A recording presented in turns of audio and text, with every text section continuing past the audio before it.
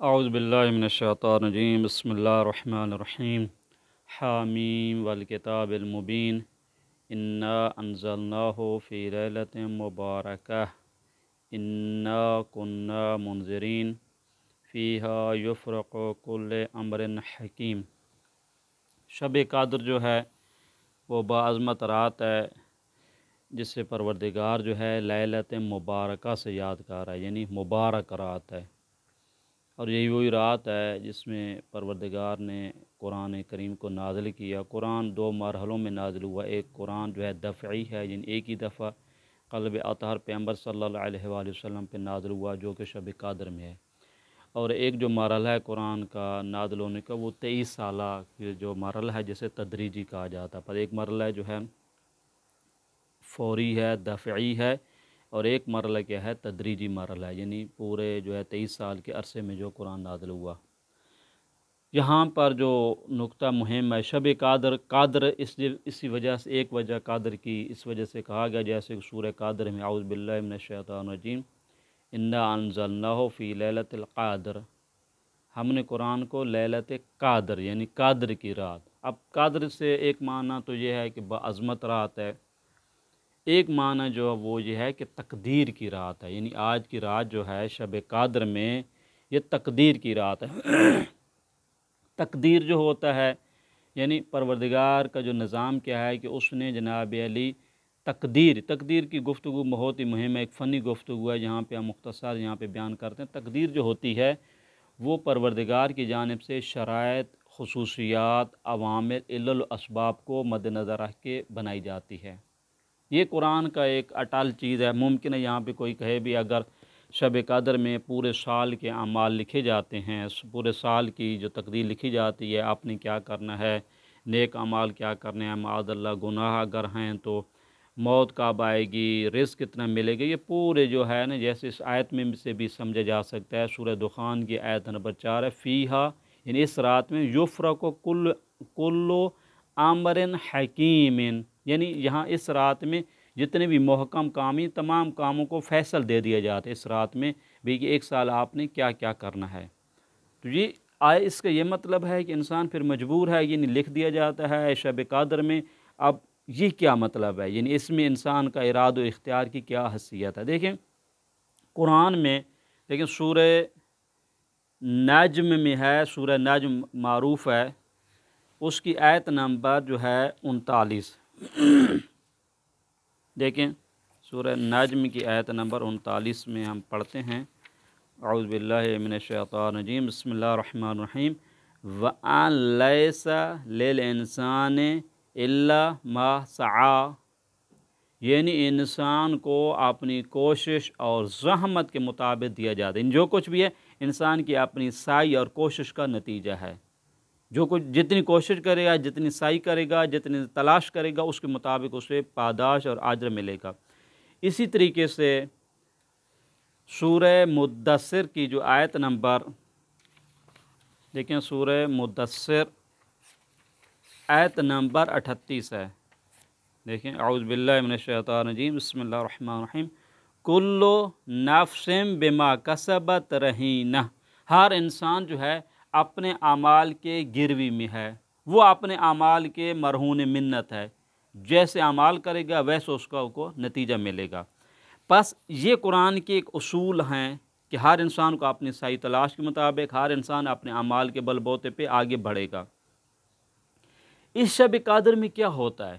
شب قدر میں یہ ہوتا ہے کہ انسان کے لیے فرصت دی جاتی ہے کہ اپنے اندر صلاحیت کو بہتر سے بہتر بنائے، تاکہ چونکہ یہ جو تقدیر ہوتی ہے انسان کی شرائط اور اس کے اعمال اور اس کی جو نفسیات اور اس کی جو تمام وہ جو حدود اربع ہے انسان کی اپنا، وہ جو پورے اس کی جو اس کا جو بیک ہے اور اس کی جو خصوصیات ہیں انسان کی اپنی خصوصیات، اس لیے کہ جب انسان پروردگار سے انس رکھتا ہے تو اس انس کے نتیجے میں کچھ انسان کے اندر ملکات پیدا ہو جاتے ہیں۔ یہ جو بہتر خصوصیات جب انسان پیدا کر پاتا ہے تو بہتر تقدیر بنے گی۔ بس رات جاگنے کا مقصد یہ ہے، وہ یہ کہ انسان کل نفس بما کسبت رہین، ہر انسان اپنے اعمال کے گروی میں ہے، اپنے اعمال کے نتیجے میں اپنے اعمال کے مرہون منت ہے۔ اب جب ہر انسان اپنے اعمال کے مرہون منت ہے تو رات جا کے آپ اپنے اندر بہتر صلاحیت، بہتر قابلیت، بہتر استعداد پیدا کریں گے۔ جب بہتر سے بہتر ہوگا نظام تو تقدیر بھی بہتر سے بہتر بنے گی۔ مثلا اس رات میں لکھا جاتا ہے کہ آپ کو کتنا رزق ملے گا۔ اب انسان اگر بہتر صلاحیت پیدا کرتا ہے، اس کا مطلب ہے اگر اس کو تھوڑا ملے تب بھی ملے، پھر بھی پروردگار سے دور نہیں ہوگا۔ زیادہ ملے تو بھی دور نہیں ہوگا، کم ملے تو بھی شکوہ شکایت نہیں ہوگی۔ اسی طریقے سے موت آ رہی ہے بھی موت کیسے آنی چاہیے؟ کہتے ہیں آپ اپنے اندر اتنی قابلیت صلاحیت بنائیں، وہ جو قرآن کی تعبیر ہے وَلَا تَمُوتُنَّ إِلَّا وَأَنْتُمْ مُسْلِمُونَ، یعنی آپ کا جو اختتام ہے حسن ختام کس کے ساتھ ہو؟ اسلام پر ہو، اللہ تعالیٰ کی بندگی میں ہو۔ یہ بہتر صلاحیت پیدا کرنے کی رات ہے۔ بس رات کو جاگنے کا فلسفہ کیا ہے؟ تاکہ اندر آپ اپنے اندر بہتر صلاحیت، بہتر قابلیت، بہتر استعداد پیدا کریں۔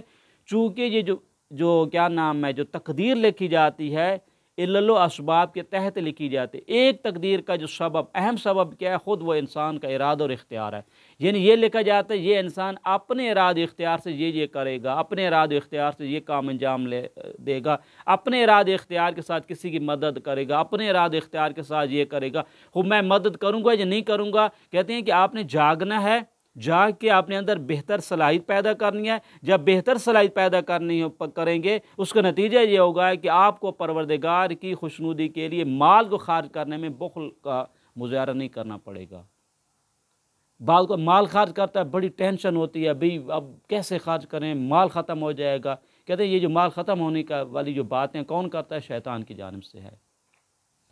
بس یہاں پہ اہم نقطہ یہ ہے، اس نقطے کو سمجھنا ہے، یہ رات کو جاگنے کا مقصد یہ ہے کہ انسان اپنے اندر استعداد پیدا کرے۔ چونکہ جو تقدیر بنے گی وہ اپنے ارادہ اختیار کے ساتھ بنے گی۔ تقدیر میں یہ ایسا نہیں ہوگا کہ انسان کا کوئی رول ہی نہیں، چونکہ تقدیر بنتی ہی تب ہے کہ جب وہاں پہ علل اسباب کو مد نظر رکھ کے رکھا ہے۔ چونکہ خدا کا پورا نظام علل اسباب کے ساتھ ہے، انسان جتنی کوشش کرے گا اتنا اس کو ملے گا۔ وَمَن يَعْمَلْ مِثْقَالَ ذَرَّةٍ، اگر ایک ذرہ بھی کریں گے تو بھی اس کی پاداش ہے، ایک برا بھی اس کی بھی پاداش ہے، اس کی بھی سزا ہے۔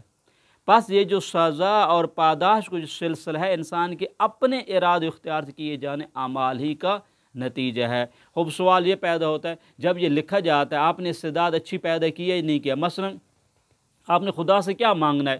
مختلف چیزیں مانگی جا سکتی ہیں۔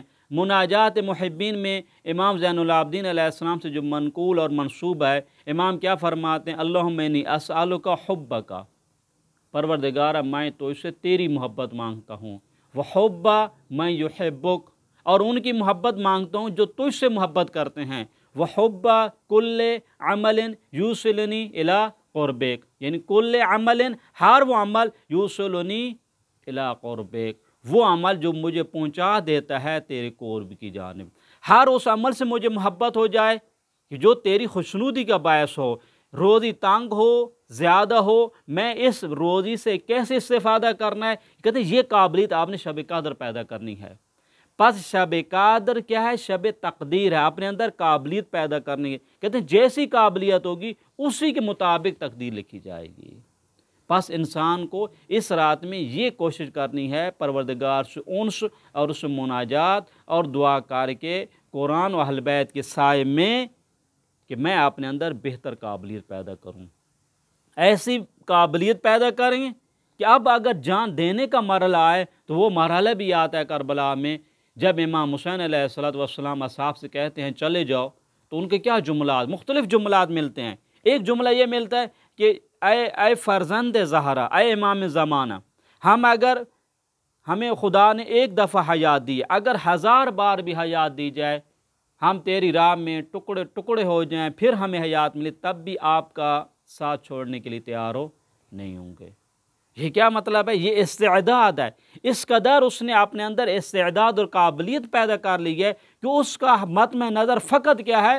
پروردگار ہے، اس کی محبت ہے، ان کی محبت ہے جن سے حبہ، دیکھیں بڑی پیاری تعبیر تھی، اللہم انی اسألک حبک وحب من یحبک، وہ ہستیاں جو پروردگار تجھ سے محبت کرتی ہیں میرے دل میں ان کی بھی محبت آ جائے۔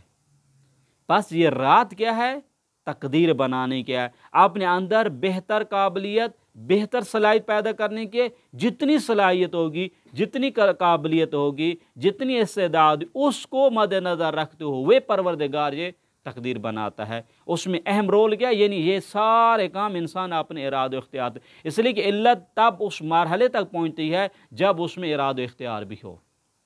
अब सवाल ये पैदा होता है, खूब शब कदर तकदीर में लिख दिया गया है, क्या अगले साल तक कोई इसमें तब्दीली होगी या नहीं होगी? कहते हैं तब्दीली हो सकती है। इसलिए जो लिखा जाता है, दो किस्म की लोह है जो परवरदिगार के जो निज़ाम, एक है लोह महफूज है जिसे उमुल किताब भी कहा जाता है, और दूसरा मरहला कौन सा है, महव इस्बात, इसमें तब्दीली भी आ सकती है। बस ये जो इस रात जो तकदीर लिखी जाती है वो कौन से मरहले में लिखी जाती है, लोहे महव इस्बात। हो दुआ करेंगे, कहते हैं दुआ क्या, यरुद्दुल बला। आपने अभी तकदीर में ये लिखा गया, 4 महीने बाद मुसीबत आने लगी, आपने सदका दे दिया, कहते हैं तकदीर बदल जाएगी। आपने जनाब अली फ़र्ज़ करें खुदा न खास इसके बरअक्स आपकी मौत जनाब 1 साल के अंदर अंदर लिखी हुई थी, आपने सिला रहमी अंजाम दी, ज़िंदगी का हिस्सा बढ़ गया। ये तासीरात हैं। बस ये जो मरहला जो लिखा जाता है महवो इस बात में लिखा जाता है, यानी जिसमें तब्दीली होना मुमकिन है। बस जब तब्दीली मुमकिन है, ये रवायात में हमें मिलता है कि दुआएं क्या हैं, मुसीबत को टाल देते हैं, सदका क्या है, हत्ता कि गुनाह है। बहुत सारी मौत के असबाब में से एक सबब क्या है, खुद इंसान का अपना अमल और गुनाह है। बस ये गुनाह जो है इंसान की मौत के जल्दी का बायस बनता है। ये गुनाह जो है परवरदिगार की, ये जो अगर इंसान परवरदिगार की मासियत करता है तो ज़िंदगी में बरकत उठ जाती है। बस ज़्यादा मिले कम मिले ये मुहिम नहीं है, महवर परवरदिगार की ज़ात हो। बस इस रात में जो लिखा जाता है मरहले लोह महफूज में नहीं है, मरहले महव इस बात में है जिसमें तब्दीली मुमकिन है। इस रात में जाग का फ़लसफ़ा क्या, जागने का फ़लसफ़ा यह है कि आपने अपने अंदर इस्तेदाद और काबिलियत पैदा करनी है। उन्हीं काबिलियत और इस्तेदाद के मुताबिक देखें कुरान की आयत, सूरह मुद्दस्सिर की जो आयत हमने पढ़ी है, सूरह मुद्दस्सिर की आयत नंबर 38 में खुदावंद ने क्या फरमाया, कुल्लु नफ्सिम बेमा कसबत रहीनतुन, हर इंसान अपने आमाल की गिरवी में है।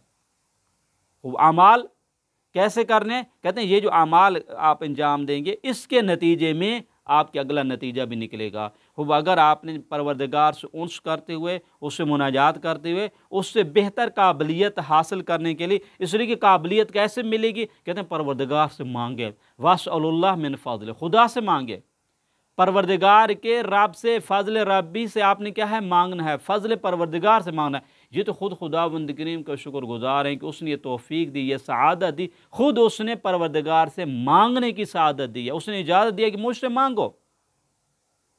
जब मांगना है खुदा से तो इस मांगने का असर क्या होगा कि आपके अंदर बेहतर सलाहियत होगी, बेहतर काबिलियत। जितना बेहतर से बेहतर बनते जाएंगे आपकी ज़िंदगी में मुबारक आए वो हो जाएगी ज़िंदगी। इसका नतीजा ये निकलेगा आप जो भी काम करेंगे परवरदिगार की खुशनुदी के लिए करेंगे।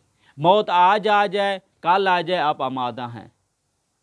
रोज़ी तंग है, ज़्यादा, आपको किसी किस्म की टेंशन नहीं है। ये पूरा निज़ाम जो बनेगा, कहते हैं एक साल आमाल जितनी भी आपको जो तकदीर बनेगी, इस तकदीर में आपका अपना इरादा इख्तियार है, अपनी बेहतर सलाहियत बनाएं।